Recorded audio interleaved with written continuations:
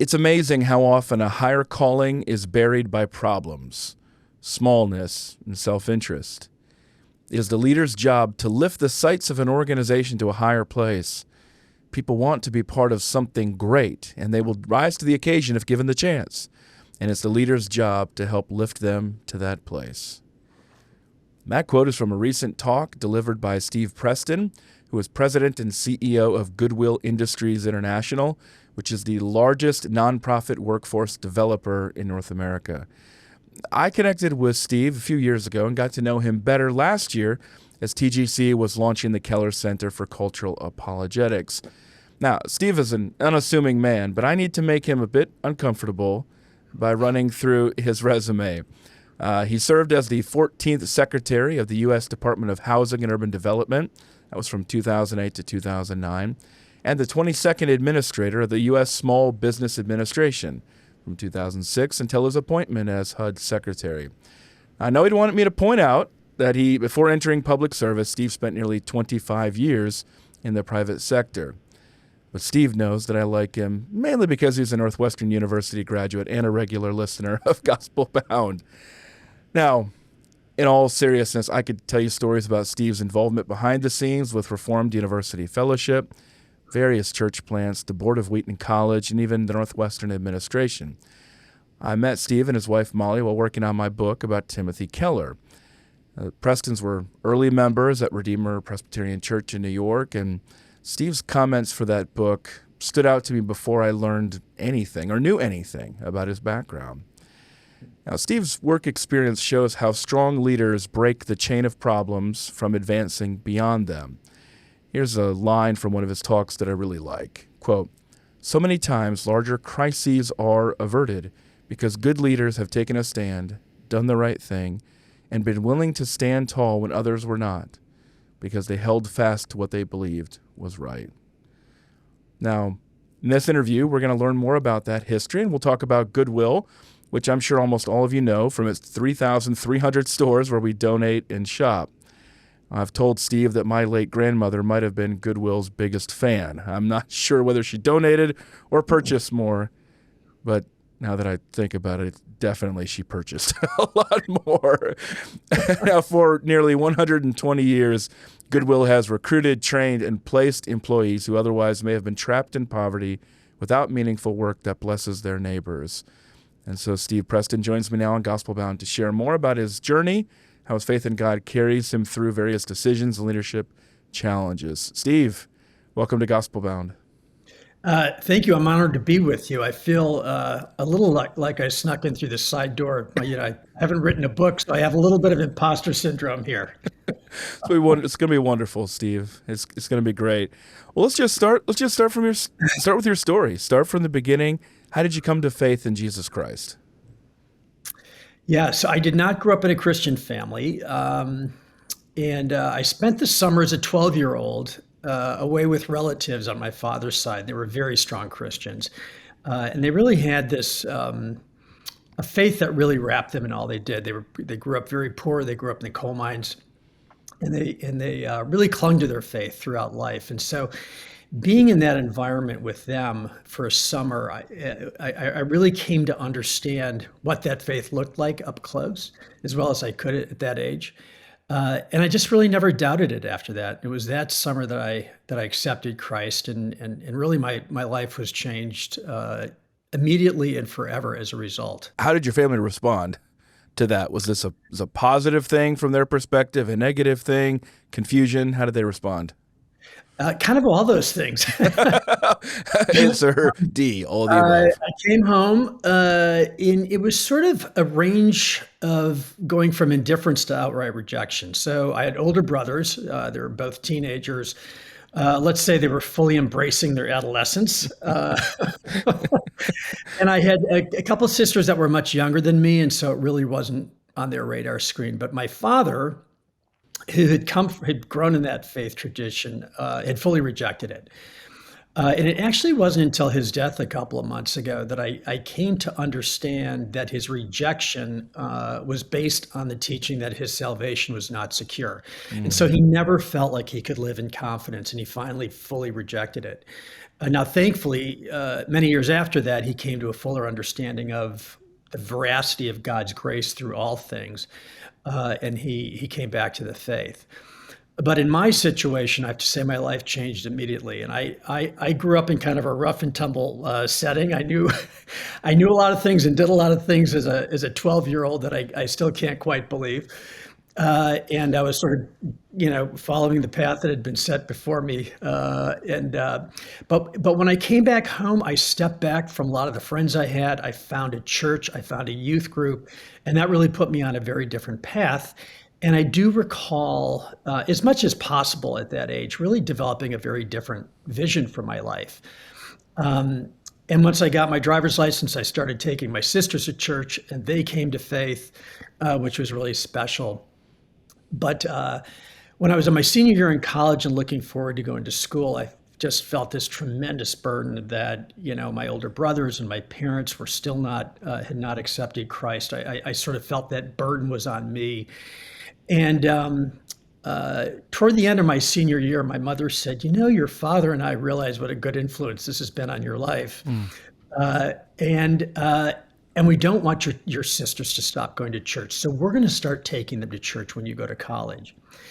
And all I can say is within a year of my going to college, my one brother would come to Christ through friends in the military. Ultimately, he became a pastor. My father came to Christ. He became an elder in the church.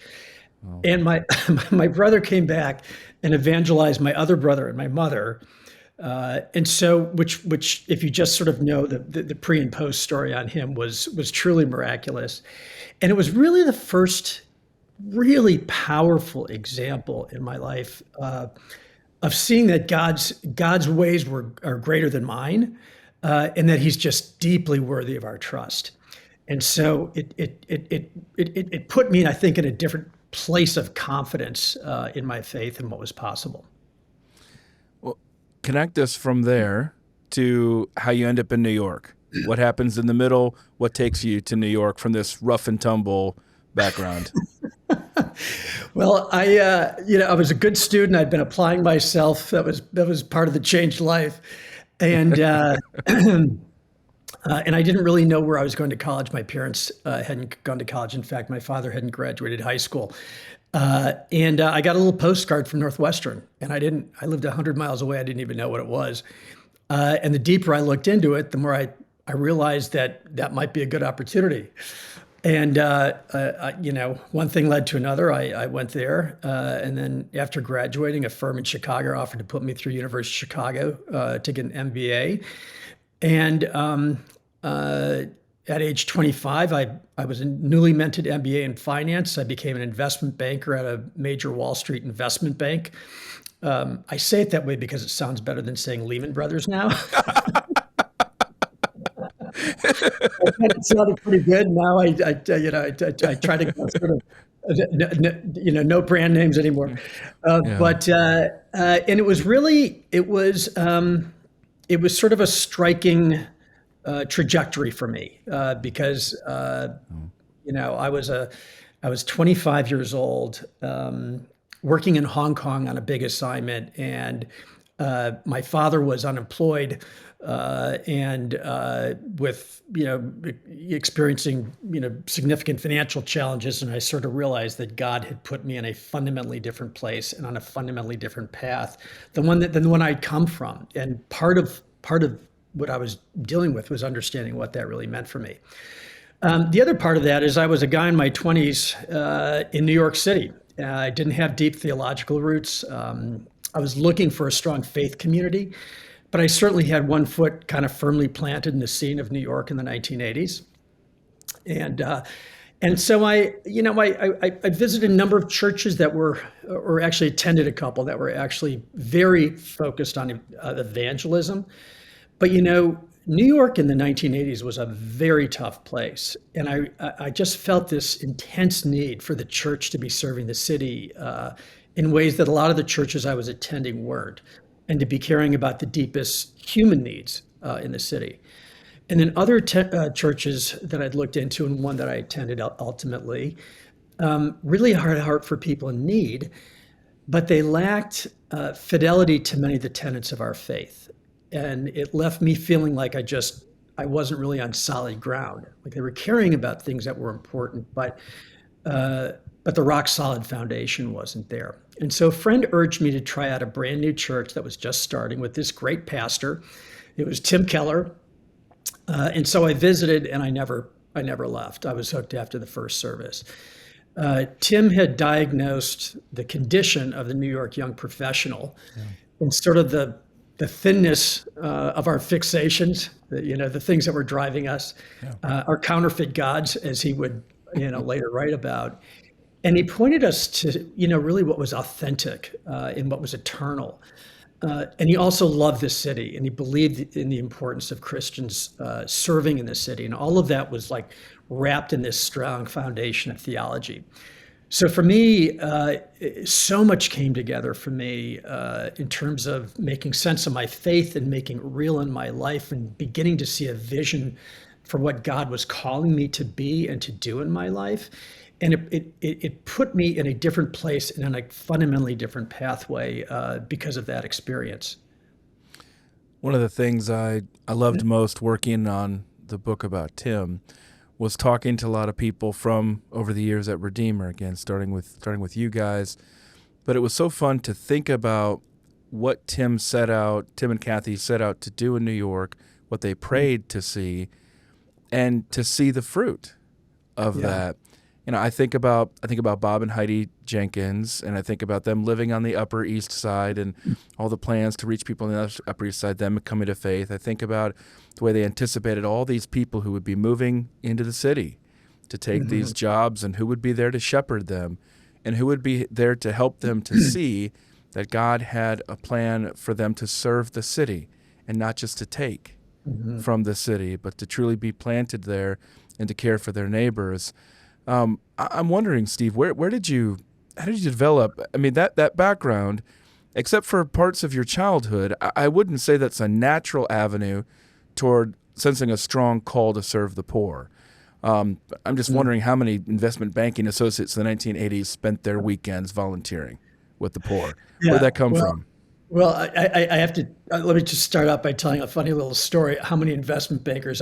So I was actively recruiting other young professionals to serve on the weekends in a particular tutoring program. The program had gotten a hold of a cheap baby blue van, and I would pick up people on a couple of different street corners.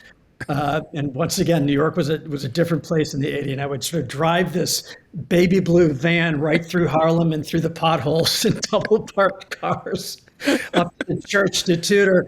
And so they got they got the full experience in their volunteer activities. But and by the way, I loved driving in New York, but most people didn't love driving with me.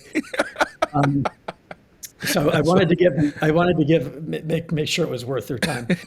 So, for me, Collin, it started out really just with a love for children and just a sense of burden for their circumstances, and living in New York and having a sense of the environment that so many children were growing up in. I just wanted to be somebody in their lives that was a positive force, and hopefully help them point to something different, And by the way, for me, spending time with kids was just such a sweet part of my life back then, because I was just running so hard in my work all the time, and so this was sort of a pocket of sweetness that I just looked forward to so much. But then I realized that they were teaching me. Right. I grew in my understanding of what their lives looked like and all of the brokenness that surrounded them, and so many reflections, right? Their families, their schools, the violence around them, the stories people told them, and all of those influences were shaping them. And so that time was very informative for me in helping me understand how so many people end up on those difficult paths. And it was during that time that I started mentoring a teenager And it was through him that understanding really deepened very significantly. It was somebody who had sort of a very troubled pathway. I was asked to begin spending time with him. He, met me with a lot of suspicion, and it was a long road. But ultimately, we really became a part of each other's lives. And I remember telling him once, look, because I knew where things could potentially go with him. And I said, before you ever do anything stupid, you come straight to me. I can remember just saying, like, don't make the bad decision. Just come to me. That's the hatch, right? And so, you've met my wife. Molly and I had been engaged for, I think, 6 weeks. We'd had dinner. I put her in a taxi, and I was walking home, and sure enough, I saw him sitting on my stoop. Oh, wow. And I went up to him and I said, what's going on? And he said, look, I've been kicked out of my home.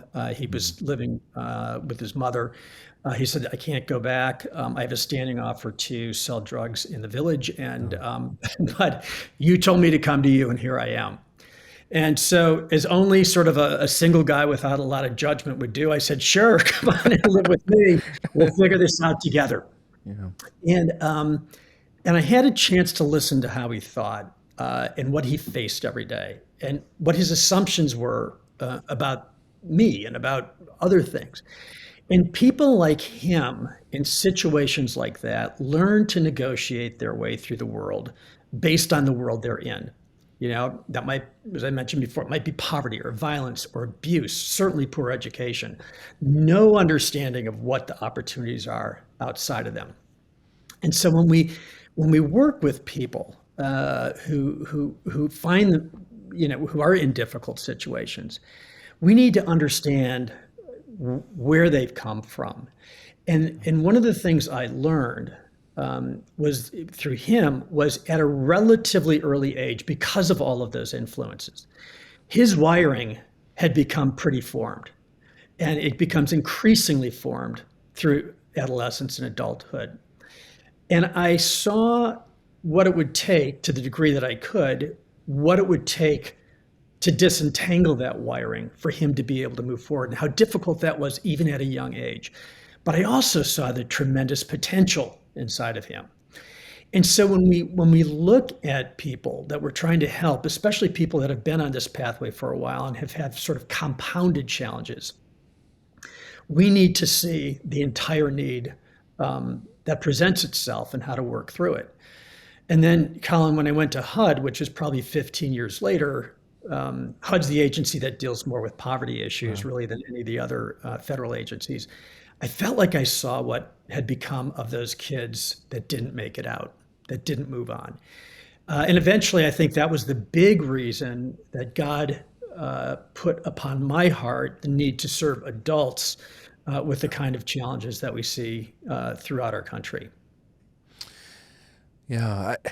Now, these days, when you start talking about a lot of these challenges related to poverty, urban development, you quickly become entangled in various theoretical frameworks surrounding race, justice, poverty.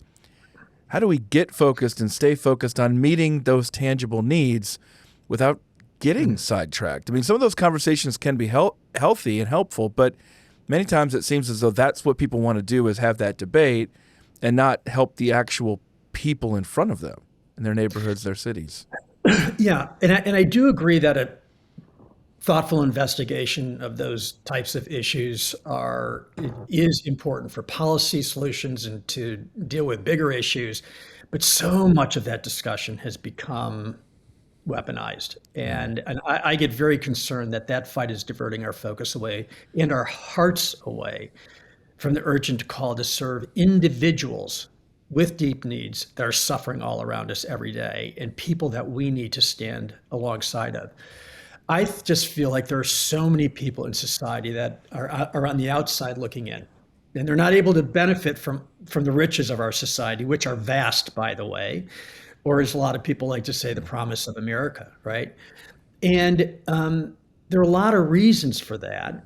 And I think to address this bigger issue, we need to face the truth with respect to the depth of the problem.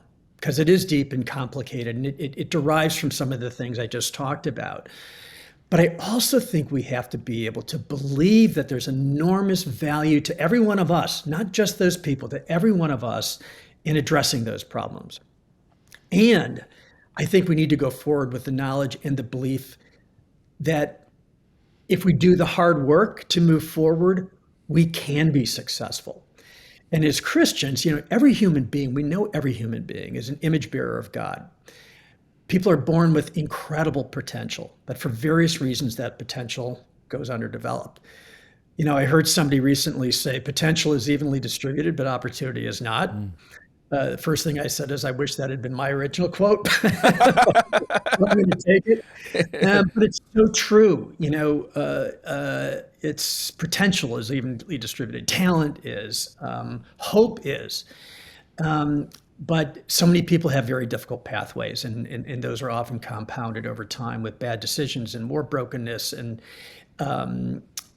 realizing that potential, turning that into a reality may be difficult because so many issues need to be dealt with, but there is a pathway to do it.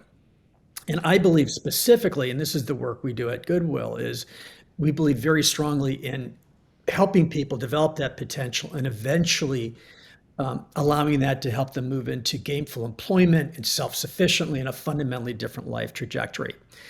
And so there's a tremendous amount of value in society of bridging the gap between people with life challenges who are unable to move forward and a different future that includes that self-sufficiency, and I believe a life of flourishing. And when you think about the value of work, obviously we talk a lot about sort of the financial value in the ability to take care of yourselves and your family. But work also brings a place where we can be productive, where we can bring our gifts and turn those into something, where we can develop and grow and hopefully see a different kind of pathway for the future, where we develop in community with other people and have shared goals with them. And ultimately, that all leads, I believe, to essential human flourishing that we all experience in many ways, in part because of our work. And in the populations that we serve, it's also an essential pathway to a sense of dignity. Now, we all believe that every one of us is born with dignity as image bearers of God, and we have, God sees in us, He ascribes us that dignity in a way. But people don't feel it. People don't sense it, and society doesn't ascribe that to them. And I often say when people walk through the doors seeking opportunity and help, we see more of them than they do because they carry with themselves the knowledge and the burdens of their past and their difficulties. And we have this wonderful opportunity to help them not only see a different future, but see a different self in them and what they're capable of doing. Tell you what haunts me thinking about this a lot, Steve, is that, and at the Keller Center, we're focused a lot on the problems of de-churching, of 40 million Americans leaving the church in the last 30 years. A lot of people don't realize that those numbers are coming mostly from the poor. They're coming from the lower middle class, the non-college educated.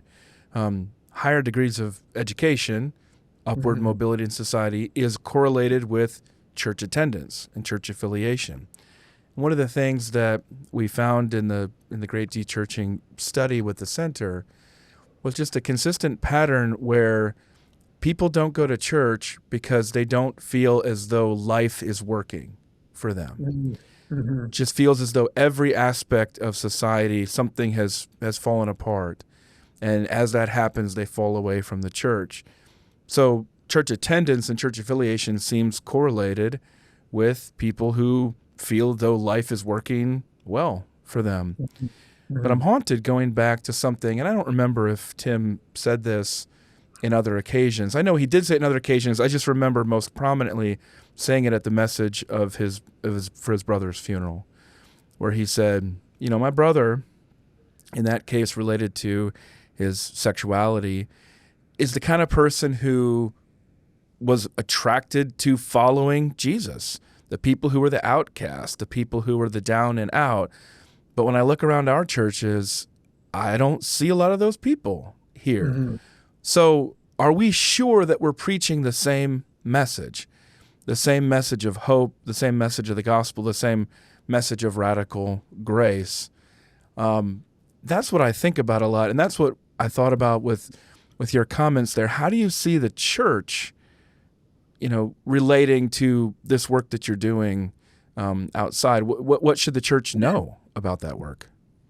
Well, excuse me. There's a couple things I think the church should step into. Um, we don't often talk enough about just the incredible degree with which Christ loved the poor and identified with the poor. His first sermon in John after being tempted basically was about the poor and the imprisoned, right? When you look in Matthew, when he says, "When you serve the least of these, you've served me," I think it's really important to think in terms of what that means. We often think about the poor as people that we reach down to, that we deign to serve. And what Christ is saying is, no, you're not deigning to serve. Yeah. I'm elevating you. You're serving the King, right? And it's throughout the scriptures, So I think the church needs to lead with just not only the call to serve the poor, but the fact that that is where the heart of Christ is, and the calling is very high, and we don't always. And the other thing within that is, and I think this is one of the challenges we have, is people don't often identify with the humanity of the people that we're serving. The humanity of people who were little children at one point, who had hopes and dreams, who are trying to do the best thing for their kids, who have a real story behind it. And we don't connect with who those people are. We think of them as being sort of other, but they're our neighbors. They're in our communities. And I think our church needs to envision its discussion envision its engagement with the poor differently as a result, and place the burden on all of our hearts for the needs that those people have. Yeah.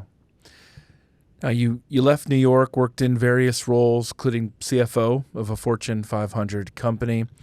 I'm wondering, as we continue to progress in your story, Steve, how you ended up in government. Now, I've noticed a pattern. You do not make the obvious decisions or take the obvious next step up the corporate ladder. And when you arrived in government, it's not like you were set up for success in that job. So bring us up to speed there. Yeah. And by the way, I think my reference, I meant to say Luke in the last answer. I figured it was Luke. Yeah. So all of that's true. Decisions I've made haven't been sort of right out of the book. I left Lehman after 8 years, just before the golden purse that comes with a promotion to managing director with the site. I went into nonprofit after being a corporate CEO, and then, as you mentioned, I left a great corporate role against the advice of a lot of people I trusted to move my family to DC and take that job. But I want to say that all of those moves were based on a strong sense of calling. And in all of those moves, I was greatly blessed as a result. And so there's it's a good news thing, right? It's a good news thing. But with respect to the government move, so I was working in a large company in Chicago in a very senior role, and I had just felt a strong sense that God was calling me to make a different kind of impact in life, and really prayed through it with Molly for a couple of years, and I received an outreach from somebody in the administration that I had worked with previously, who said, the government, the administration's looking for people who can run things. We have a lot of policy people, but a lot of these agencies are large operations, and we need people who can kind of drive them forward. So for a lot of reasons, I won't get into all the details, but this all really seemed to make sense just, in terms of the prayer process we'd been through, the seeking process. And so I entered the process to background checks and all the things you go through when you take on one of these roles. And I was offered an undersecretary role in the Department of Commerce, which was meaningful, very interesting to me. It was sort of just the right thing in terms of what I was hoping for, and also not terribly public because I had Yeah. not been a public figure before. And then I got a call from the White House right a couple weeks before the announcement, and the first words out of the person's mouth was, "Are you sitting down?" Which of course, your FBI background checks and everything, and it's like what could possibly be happening? And he said, "Don't worry about it." He kind of laughed. He said, "I just want to talk to you about something." And he said, "We've been thinking a lot about your candidacy here, and there's a role that is very important to the president that we believe is a higher calling. And we'd like you to consider it, but you don't have to go forward because it's going to be a very difficult job. And if you're not ready for it, it's going to be very public and very challenging. But let's talk." And so it was running the SBA. And what most people don't realize is the Small Business Administration makes loans to homeowners and business owners who've lost their homes or facilities or had them badly damaged in a natural disaster. And it was many months after Hurricane Katrina, and almost none of that money had flowed into the hands of the people who needed it. And in fact, into the hands of many people who'd been approved to receive the loans. And so I Googled the agency, and I realized really what they were talking about. Congress was calling for my predecessor's resignation. SBA was all over the press. And it sort of struck me to the core. And I went from a place of feeling like God had given me great clarity to saying, okay, what's going on here? And I realized that I'd been brought along to a place of saying yes. And God was saying, okay, now that I've gotten you to this place, will you really say yes? And so I remember that I'd been sort of given the weekend to think about it. And I remember that weekend in a Sunday school class I was in, we were looking through Exodus 33, and it's sort of Moses talking with God about the path forward with the real Israelites. And he basically says, don't send me if you're not going to, teach me along the way, and if you're not going to go with me, because people need to see that we need to be able to bring glory to you effectively. But and then eventually he says, and now I want you to reveal yourself to me. And I thought to myself, like, that's what I need to do. I need to ask God to go with me, so that people could see why I'm here. I need him to teach me, and I need him to show me who he is in this place. And I also realized, like many Americans, for the last, at that point, I guess it was 8 months, I'd been watching television. I'd been with reports on the Gulf. I wondered how I could help. Think I'm sitting in my living room outside of Chicago, knowing there was no answer to that. And then when I was confronted with this reality, I had to ask myself, who was I really? And because a lot of people had advised me not to take the role, and the risk was great. But I realized, 30 years from now, do I want to be looking back on my life and saying, I stayed on this great career path in my comfortable setting and kind of did all the right things? Or do I want to be the person who took the call? And I always have that picture in Isaiah 6 is, when Isaiah sees the glory of God, his inadequacy before God,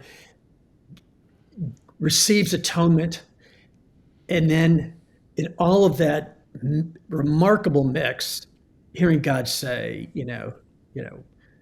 who will I send? Who will go for us? And of course, Isaiah doesn't ask where or how. He just says, send me, right? And so to me, that was sort of a send me moment. And one that really changed my life. So I guess the real answer is I had no choice. I had no choice because, we'd been praying. My wife is just an incredible partner in these things. And we got to the point where the opportunity was in front of us, and it happened in most of these situations, perhaps not as dramatically. The other thing I have found in making a lot of big decisions, especially those career decisions, is I start out in a place with a fairly clear notion of where I'm heading. And along that journey, God changes my heart. And he moves me to a different place, or has moved me to a different place. And ultimately, I realize that those decisions are really about taking a step toward joy and toward seeing him in my life and being able to experience those things. Well, you've covered a little bit of my next question, which is about what it was like working for President George W. Bush. You mentioned the incredibly complicated and terrible disaster of Hurricane Katrina with the SBA. But then, of course, you move in as a cabinet member and secretary for HUD. Now, I'm going to go ahead and explain, when people think about the great difficulties of that administration, you're thinking about three things. You're thinking about stock market collapse, Katrina. You're involved in both of those. Suppose only the Iraq War would be the one that you were not involved in Afghanistan as well. But, working for HUD amid the stock market collapse triggered by foreclosures. You sat on the 5-person board for TARP, or the Troubled Asset Relief Program. How did you seek to continue to trust God for guidance during that time, support the president, carry out his priorities for the nation during some really, really difficult times in American history? Yeah. So, that's all. So let me just say, sometimes it's easier to seek God hard when you're making a big decision than it is to seek Him every day. And certainly through that process and through other very challenging situations I've been in, I've learned that the real growth and the real blessing comes in living in God's strength every day when you're in those situations, and not in making sure you're holding fast to Him in that pathway. With respect to President Bush, let me give you a few thoughts there. Despite what many people may believe, he is extremely smart. He is a very quick study on complex issues, and he has a remarkable ability to get his head around something complicated and see through solutions and pathways. He's also very committed to people who are suffering, and he also wants to get the job done right. I mean, he's a very results-oriented person. So in the Katrina situation, the job wasn't getting done, and I think it was very difficult for everybody in the administration. But obviously, I think he was the standard bearer there. So my marching orders were clear, right? My job was to get in there and fix it, and fixing it had a lot of different pieces to it. Obviously, but I guess when I came in, by the time I got in, it was 10 months after the storm, and there were 160,000 people in line to get a loan that hadn't arrived. SBA also had the lowest morale of any federal agency, based on the best places to work survey. There were, the publicity was horrible. I had 20 congressional hearings in my first 15 months. So the drumbeat was pretty constant. Wow. And so I needed to lead in a way with a team, with a strong team that I did have, and I was very thankful for, to get funding into people's hands so they could rebuild their lives and their communities and move forward. And it was very difficult going down there and seeing the continuing situation. And we also needed to do it in a way that the people down there who were suffering felt like their government cared about them. And it was complicated because the way the support was set up, it was very impersonal. It was 800 numbers and PO boxes and stuff, and they very seldom had the ability to talk to a human being that cared about them. And we changed all of that when we changed the operational model. We needed to communicate publicly what we were doing, which was very important, and as a result, give people confidence in their government and reflect the progress that the administration was making, which was very important. And I believed that an important part of our job was to bring wholeness to the SBA organization, because what we had was a situation where a lot of people in the organization were there serving a mission. They were in the disaster recovery program, but effectively the operational machinery had almost collapsed, and they just couldn't move forward. And they wanted to serve, but they were losing, and losing meant that people were hurting, and being able to work with that team to put them in a different place was very important to me. And what I've learned, one of the things I've learned as a leader, is my happiest places are when my team is flourishing, and when my team is able to do a great job. And I think that's one of the most important things I do. So that was what that job looked like.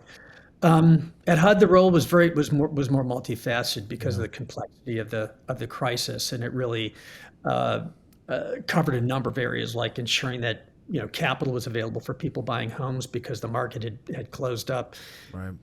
People at risk of foreclosure could stay in their homes, implementing major housing legislation that had been passed, and then playing a supporting role in the TARP. I have to say, the TARP was really in the hands of Secretary Paulson and Bernanke, and a couple of us were in sort of supportive roles. But you're still there when they learn that Citibank needs equity to survive, right? Oh yeah, for sure. I mean, that was actually, right in the middle of my tenure. Yeah. What is that like? I mean, what is that experience like? Well, so I'd worked on Wall Street. I'd worked in financial services for 10 years. I'd been a CFO, so I had sort of lived in the financial world, right? And I knew very well that a lack of confidence in financial institutions can be lethal. And we had just seen Lehman fall apart and go under, and other institutions that were on the brink. And so when Citibank came forward, I mean, like the oxygen left the room. And I can still remember Secretary Paulson telling a few of this. So it was terrifying. And the intention of the TARP was not to put equity in banks. The intention of the TARP was to buy troubled assets from them, like mortgage securities and other things. And it's one of the reasons I was on the board, is because that was part of my domain. But it became clear that the issue was much deeper. And some of the largest banks in the world needed an equity infusion.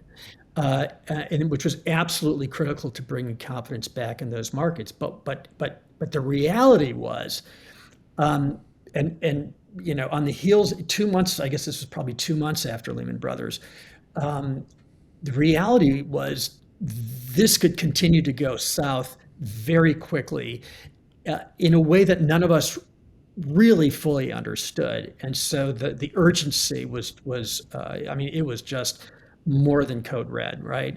And so it was, I'm not sure how else to describe it, but it was an incredible moment. And thankfully, we had, Hank Paulson and Ben Bernanke, because they were an incredibly complementary team in really running into those places and making decisions. Bring us up to date then with Goodwill, because it seems like what you do at Goodwill is such an excellent match for everything from your family background to your sense of calling, to your work experience.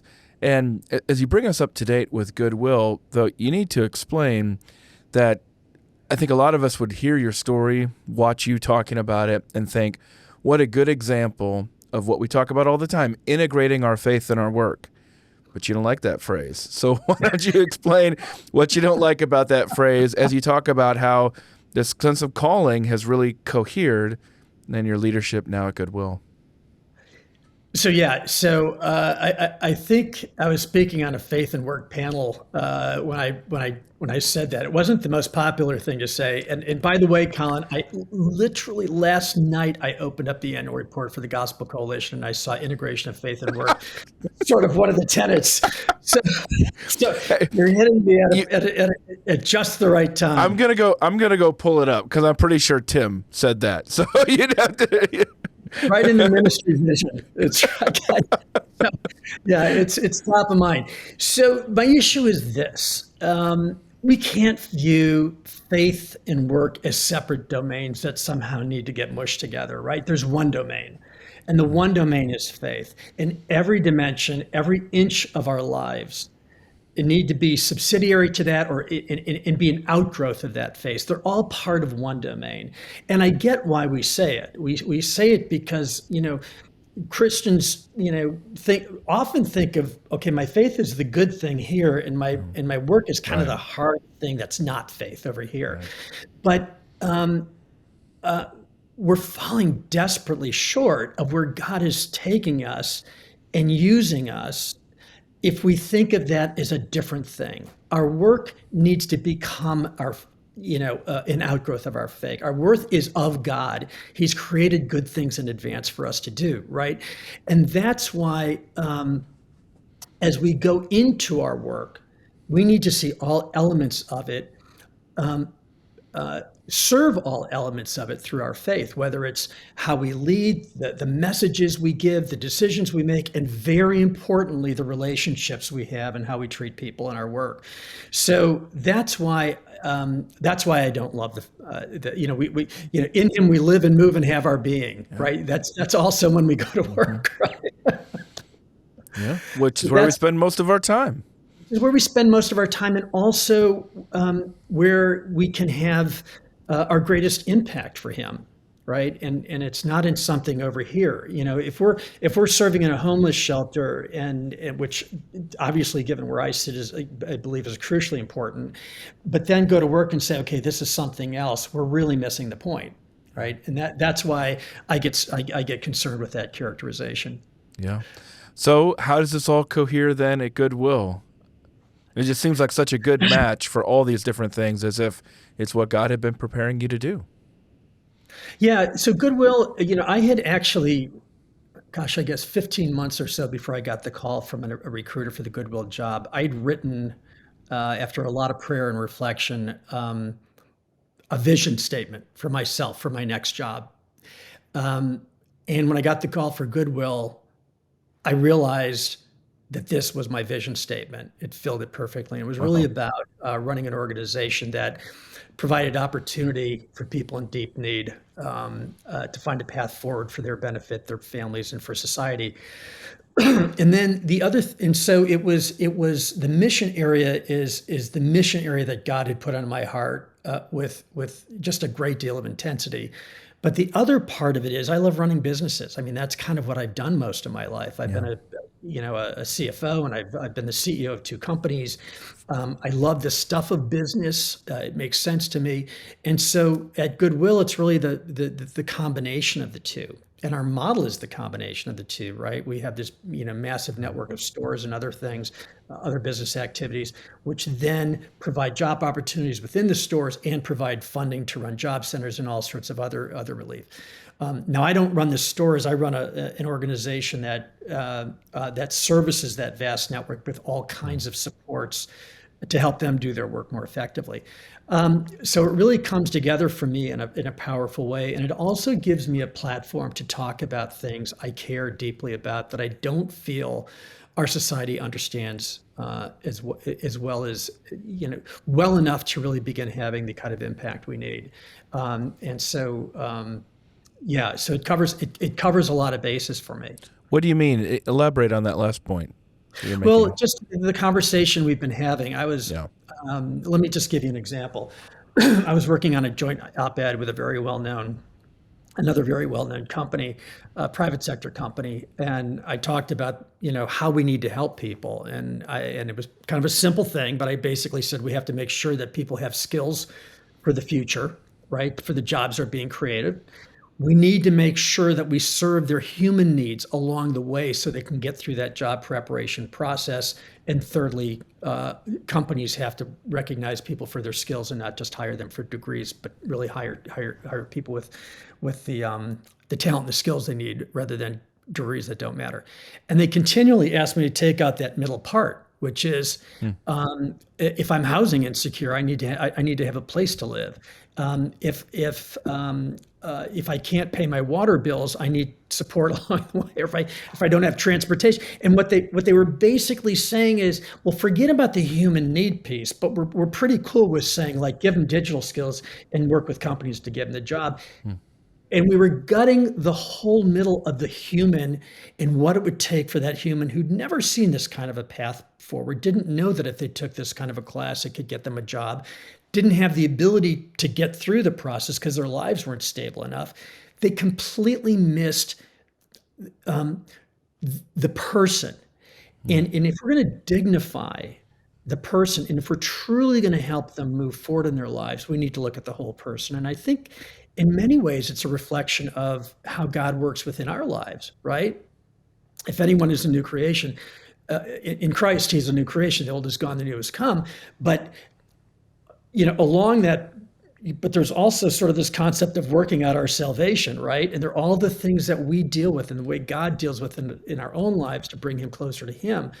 It's not, there's a similar reflection here where people need to deal with all of these things in their lives, be able to move forward. And if we don't get that, we miss this huge opportunity to take people from deep need, help people get from deep need to great opportunity. And that's kind of that middle piece that I'm talking about. Last thing there's so many encouraging things, so many things I've learned from you in the last year, so many things I learned from you just preparing for this interview. And you're often speaking to rooms of business, nonprofit leaders, given your history, given your current role. Think of a place like the Gospel Coalition National Conference or the Gospel Coalition Council meeting or Keller Center for Cultural Apologetics, our fellows. If I put you in a room of those church leaders, what would you want them to know about your work and your broader perspective? What I would want them to know is a lot of people like me and a lot of people in their congregations need to be equipped. And they need to be equipped to be confident and purposeful as people of faith serving in all the domains where we serve, whether we're teachers or doctors or office workers or organizational leaders or parents. And we need to be equipped, especially because our world has changed so much. And I'm not talking about technology or those things. I'm talking about the fundamental assumptions that people in society have on really fundamental issues. And I'm sure you've seen surveys that look at, where sort of the, 20 to 30-year-olds think relative to 50 to 60-year-olds. I don't know if there's ever been a time in my understanding where the basic views of younger people and older people are so far apart. And especially as people who are in leadership or our parents or are serving young people, knowing how to enter those places where we're speaking to people in ways that meet them where they are.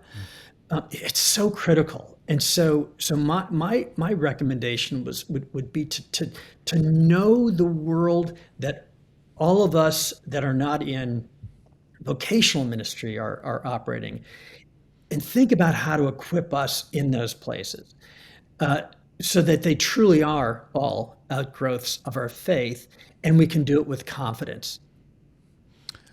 That's good. In fact, I was talking with one of our friends, Catherine Olsdorf, recently about this in relation to the Keller Center for Cultural Apologetics, about how we can grow in that area more. And it was definitely a big part of Tim's vision for the gospel and culture. And it's what brought me to you. It's why you've been such a tremendous encouragement and help in the last year. I do have one last question, which is a question I've often asked. So we're not going to let you off the hook with books on this podcast. So, Steve, what's the last great book you've read? Yeah, so I recently read and then reread a novella, and you'll be familiar with it because I remember your interview of Morty Shapiro and Gary Saul Mortensen. It's a Tolstoy novella called The Death of Ivan Ilyich. Oh, and I got to tell you, Collin, there was never a point in reading this book where I just didn't feel it. And you start This book, in the end of the story, which is his people finding about his death and his funeral. And it's people that are fond of him, people that have worked with him, but every aspect of their conversation was transactional, right? Who would get a promotion because of his position? Who would get a raise? What's the right thing to do at the funeral to look right?